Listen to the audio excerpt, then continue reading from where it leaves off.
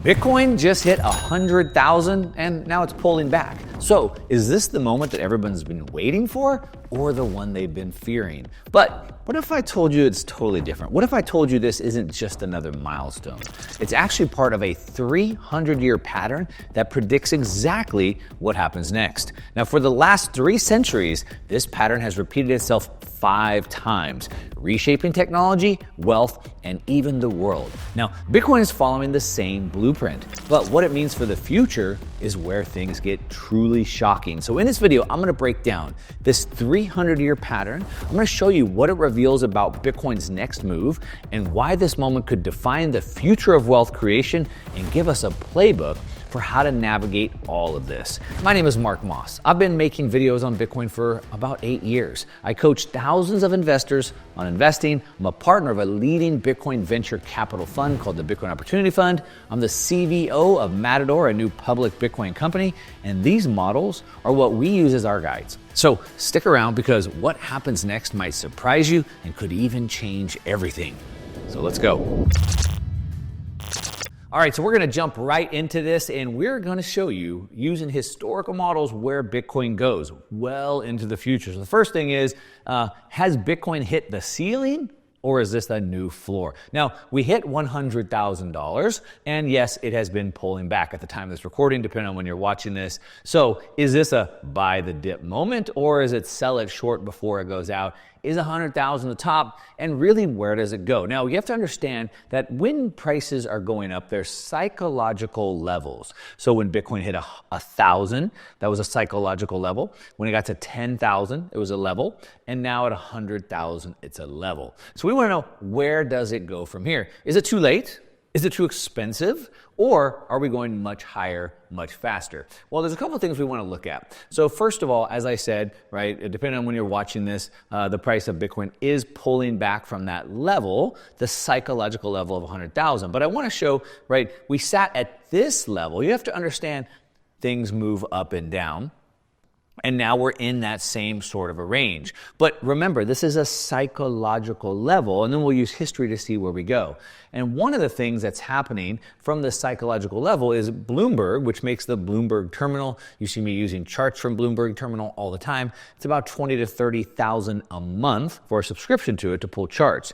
This is where, I mean, if you can afford 30,000 a month, this is where the institutional allocators play.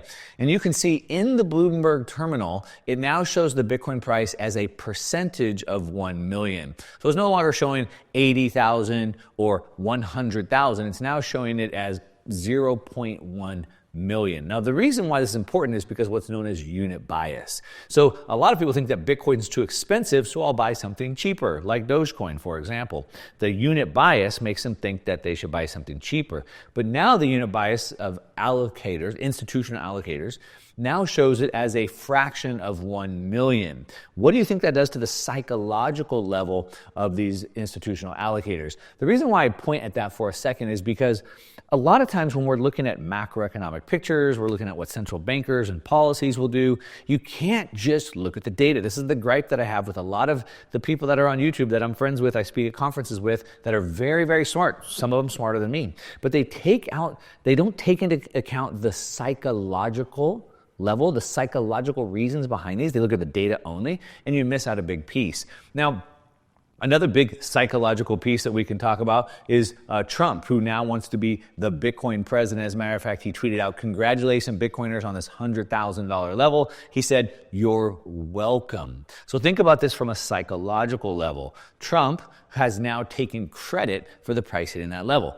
I don't give him credit for it, but he's taking credit for it. So now psychologically, he doesn't want to let that fall. He wants Bitcoin to be his legacy, making America great again. So where does that take Bitcoin? How do we put that into account? Now, the last thing I want to say before I jump in and show you the historical model that's been hit 300 times, 5 times. Before I say that, I want to just say one more thing about unit bias, and that is, if you think about Bitcoin hitting 100,000 or whatever, it's 95,000 today, is it too late?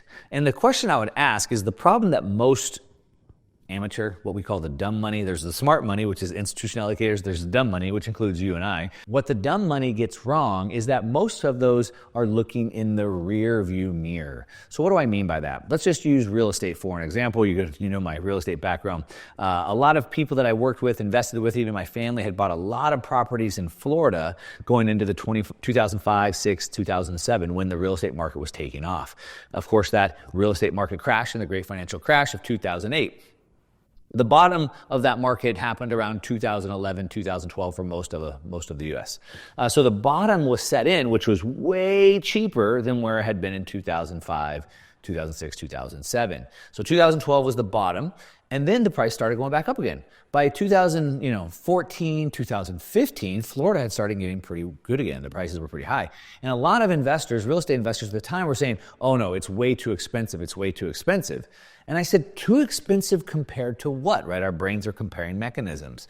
They were looking in the rear view. Well, it was too expensive. It was way more expensive than it was in 2012 at the very bottom. It wasn't more expensive from where it was in 2008 at the peak, and it certainly wasn't expensive compared to where it was going, as in like 2020, 2021. But it was too expensive compared to where it was. They were looking in the rearview mirror. That's what a lot of people get wrong about Bitcoin. It's too expensive because it used to be 10 cents or 30 cents or 1,000 or 10,000 or 50,000, and now it's 100,000. You're looking in the rearview. What we want to do is we want to look in the windshield. You should be driving in the windshield, not in your rear view. This is what venture capital investors do. This is what we do in my venture capital fund. We look at a brand new company that's just starting, maybe no revenues yet, and we try to think in the windshield. Where will this be? How much could it be in the future? We don't go, well, you just started, it's worth nothing, so it's too expensive now. No, we're looking at a forward looking. And so let me show you how we can use history to then project forward. Okay, so the first thing we'll do is we'll go backwards in history, then we'll go forward into the windshield. Okay, so 300 years of data. It's pretty good. It's pretty comprehensive, as a matter of fact, if you think about it. And if we think about things in terms of cycles, which I use a lot of. And when you think in terms of technical analysis, we have things that what we'd call maybe a triple top before a breakout, or sometimes there's a triple bottom before it falls down. And what happens is each time it tests that level, it builds up strength. It builds up energy for a bigger move. Now, what happens is as it continues to test and retest, it builds confidence that it will happen. Let me give you an example. So most of you, if you're watching this video, you probably already know about Bitcoin. You know that every 4 years, there's a halving cycle. So that means the new supply of Bitcoin being added gets cut in half every 4 years. Now you can see that we've had 4 of these halving cycles so far. The first halving cycle, second, third, fourth. And you can see that each one leads to a big move up because it's a supply shock, supply and demand. You cut the supply in half, the price moves up. Now, I think there's something deeper. I think it has to do with global liquidity cycles.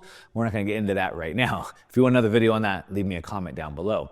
But every 4 years, the supply gets cut in half, the price moves up. This pattern has basically repeated every halving cycle now for 4 times. When I ask people, do you think it's going to happen again a 5th time?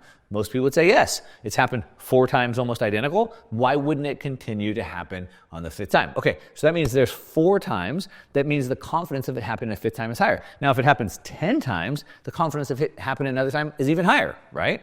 Okay, so let's take a look at this cycle that's happened 5 times, and we're on our 6th time right now. And you might say, well, there's a pretty good chance it repeats again. And I would say yes. So about every 50 years, we have what I call this quantum leap, this technological cycle that happens where the world moves in this quantum leap. It's happened 1, 2, 3, 4, 5 times, and it's now happening its 6th time, more than the Bitcoin halving cycle. And it's played out almost identical every single time. And the beauty is that we can use this historical cycle to then overlay into the technology cycle that we're having today. Now, one important piece is it's not just about Bitcoin. It's what I'm calling the decentralized revolution. So it's a cluster of technologies, several technologies that come together to give us a new set of building blocks. So we have Bitcoin, we have AI, we have quantum computing, all of that coming together could give us a new set of building blocks. So now we're on the 6th one that's happened. All right, so let's take a look at what this pattern is that unfolds and how repeatable, how reliable this pattern is. So we have to understand that there's 4 different phases inside of this 50-year cycle. Now, it's not exactly 50 years. It could be 40, it could be 70, but it's around that range. And we know there's 4 phases into that. Now, it sort of looks like this. There's 2 stages and there's 4 periods. And this is another term in technology, we'd call this diffusion. So how long it takes for this technology to reach adoption. So we have what's known as the Big Bang, and it goes into the eruption phase where this new technology storms the scene, so to speak, erupts. Then we have the frenzy phase. Then we have what's called the synergy phase, and then finally the maturity phase. Now, it's important to note that it takes over where one cycle is ending, the next one is beginning. So personal computers, telecom, internet was the last cycle, the last 50-year cycle. I'm going to show you more about that in a minute. And what happened is that the internet, all of that started failing. It started getting too centralized, starts falling apart. So we have the birth of a new system that will take over that energy. But there's the eruption frenzy. Those are 2 phases in the first part. And then we have synergy and maturity, the 2 phases in the last one. And it always works this way. And then we'll have the next Big Bang, and the next cycle will start from there. Now, if I overlay this with time periods, just so you can see what we're looking at, this is 2010 to 2020. That's the first phase. 2020 to 2030, phase number 2. 2030 to number 40, phase number 3. And 2040 to 2050 would be phase 4. And that would complete this 50-year cycle within this. And you might recognize this pattern right here. If you're a technology person, I'm going to come back to that in a minute. But let me give you some examples of history. So remember, the last one started in 1971, and this was the microprocessor, which brought personal computers, telecom, and the internet. So the microprocessor was the first one. 1971, the birth of the microprocessor with Intel. Now, what's important is if you map this from an investor standpoint, a price level standpoint, you map this technology cycle over with the price, you see Intel here. And what you see for the first cycle, first part of the cycle, first 20 years, Intel price went up 23,000% in price. 23,000% in price.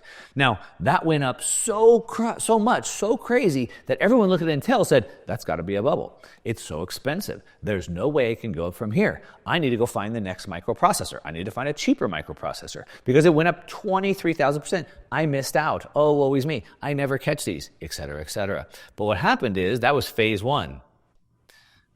Phase 1. In phase 2, right here, it went up another 26,000%. So everyone sat on the sidelines, oh, I missed out, it's too late, it's too expensive, why didn't I get in earlier? And it went up even more, 26,000%. Now, I can show you example after example, and I'm going to show you some more. It wasn't just Intel, it wasn't just microprocessors.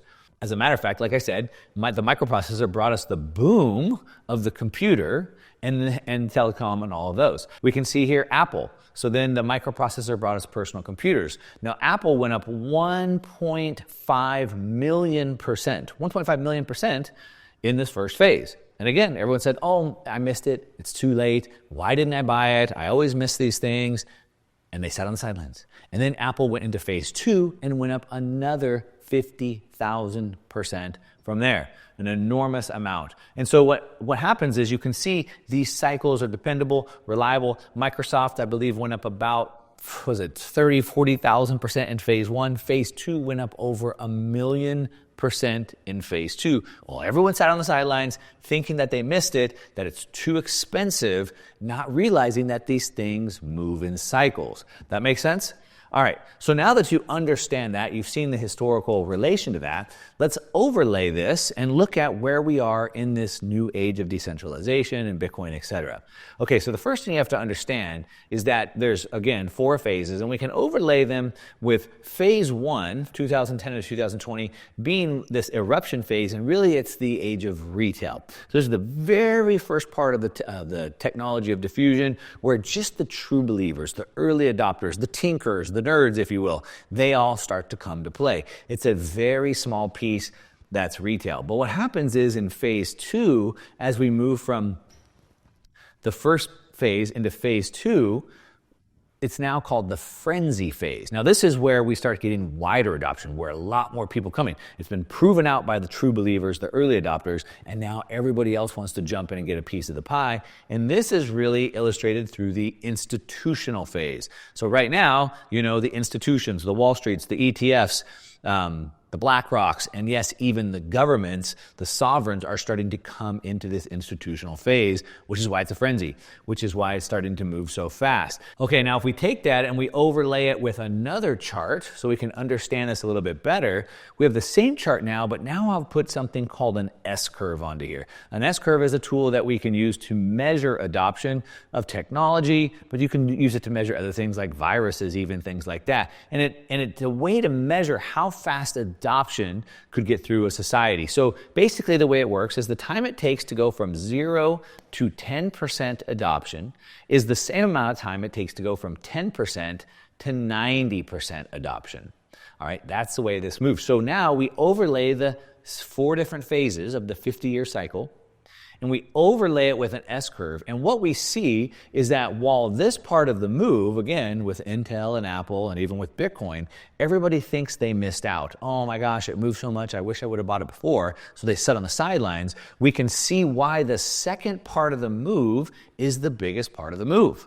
The frenzy is where the institutions, where the sovereigns, where they come in. And I put some green lines here to show and illustrate this, how big of this move. It's instead of moving linear, it starts to move parabolic. You can see that move right there. And that's why everyone thinks where this red line is, they've missed out, but the biggest move is here. Remember, phase 1 is retail, you and I. And sure, billions, hundreds of billions of dollars came into the space, certainly.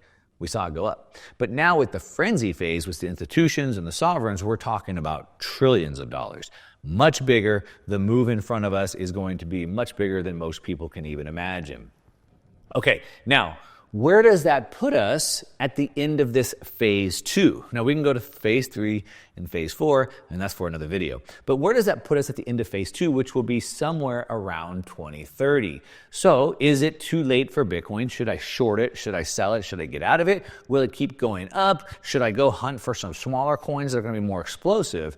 Is it going to boom or bust? Well, remember, we can measure the slope. So when we look at that S-curve, it helps us understand where that's going. But what we want to do is we want to look at some historical numbers, and then we want to look at some growth drivers, and then we want to project that into the forward. This is what a venture capital would do. If you're investing in new technologies like Uber and Airbnb, this is what you would do, is how we do it. Okay, so we measured the slope. I showed you that it goes nonlinear, but instead parabolic. So we understand that. That means the rate of growth should change. Okay, so we want to look at the historical numbers, and then we want to understand the drivers of these numbers. So let me show you a couple things. First of all, I've talked about this before. So Bitcoin is not competing as a new technology. It's not competing as a payment network. It's competing against the store of value assets, value itself.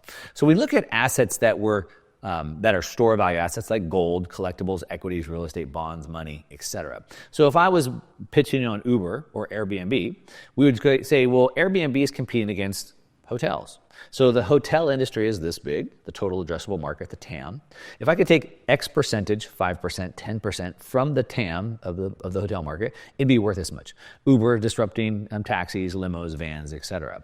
So Bitcoin is taking value. It's disrupting all these store value assets. It'll take a little bit from gold, a little bit from collectibles, equities, etc.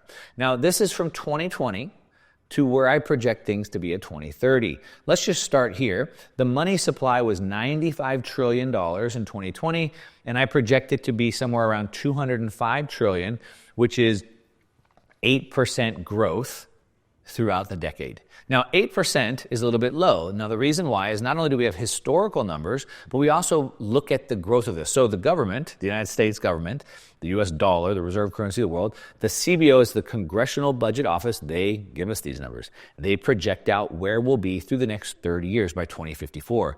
Now, currently, the money supply, the Fed balance sheet is growing by 13% a year.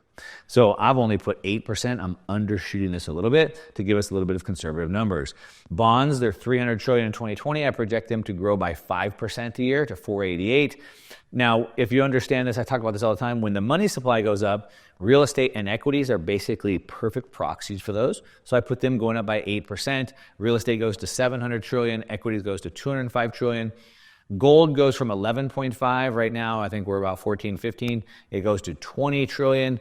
And I project Bitcoin, it started at 530 billion or 0.5 trillion in 2020. We'll get to 21 trillion market cap, which is only a 50% growth rate. Now, when I say only 50% per year, right now, the last 4 to 5 years, it's been going up about 60%.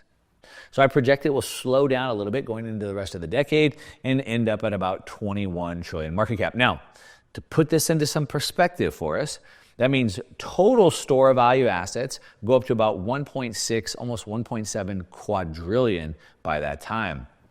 At that point, Bitcoin has only captured 1.25% of the store value assets. It's about on par with gold. Now, what does that look like? A lot of people think that in order to get there, that the dollar has to die, all these assets have to die, but that's not the case. If we look at the store of value assets, we see real estate is the largest store of value asset, 700 trillion, bonds, 480 trillion, equities, 200 trillion, money, 205 trillion.